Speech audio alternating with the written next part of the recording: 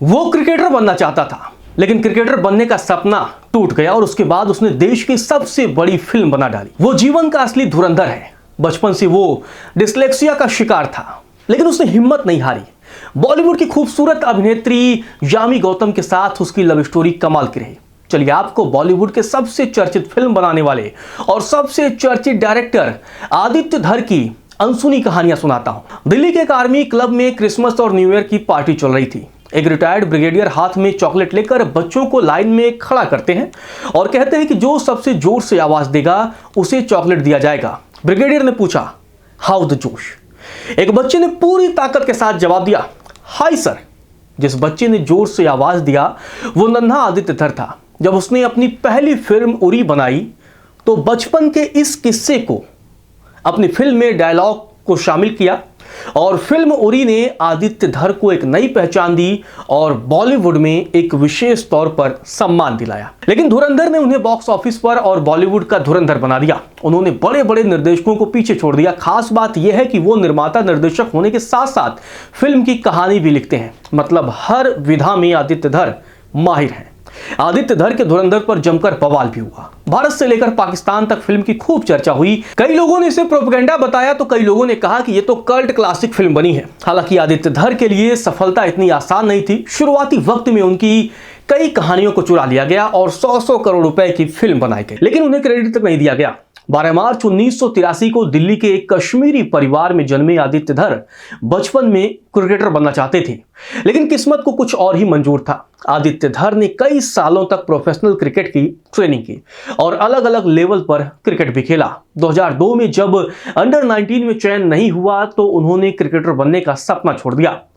अगर उनका सिलेक्शन हो गया होता तो उन्हें पार्थिव पटेल, इरफान पठान और स्टुअर्ट बिन्नी जैसे क्रिकेटरों के साथ खेलने का मौका मिला होता। जी हां, अगर अंडर 19 में सिलेक्ट होते तो इन दिग्गजों के साथ आदित्य धर ने क्रिकेट खेला होता। खैर, किस्मत को कुछ और ही मंजूर था।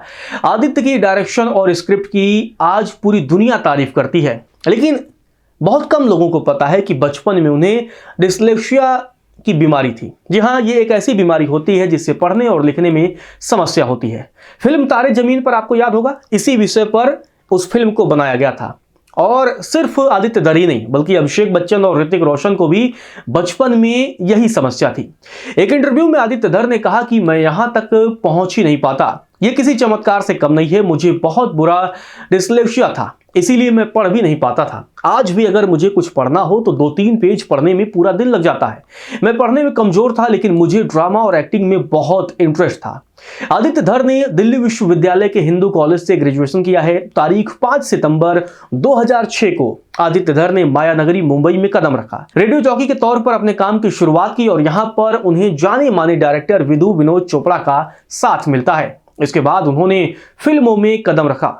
2006 में आई फिल्म एकलव्य में असिस्टेंट डायरेक्टर के तौर पर आदित्य धर ने काम किया। फिल्मों में काम करते करते उन्होंने कई बार फिल्म डायरेक्ट करने की कोशिश की, लेकिन मौके नहीं मिल पाए। उन दिनों के बारे में आदित्य धर का कहना है कि स्ट्रगल के दिनों में कुछ ऐसे भी मौके आए जब मेरी लिखी स्क्रिप्ट लोगों ने चुरा ली। बाद में उन पर 100 करोड़ रुपए की फिल्में भी बना दी, लेकिन जब पहली फिल्म लिखी और डायरेक्ट की तो सीधा नेशनल अवार्ड जीत लिया। जी हां, जिस फिल्म की हम बात कर रहे हैं वह है उरी। आदित्य धर ने महज 12 दिनों में फिल्म की पूरी कहानी लिख दी थी और प्रोड्यूसर रॉनी स्क्रूवाला को स्क्रिप्ट भेजते हैं।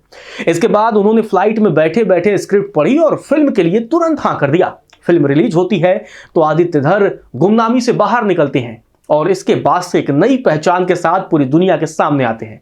फिल्म उरी को कुल 4 नेशनल अवार्ड भी मिले। फिल्म ने बॉक्स ऑफिस पर भी जोश शायी किया और 250 करोड़ रुपए से अधिक की कमाई की।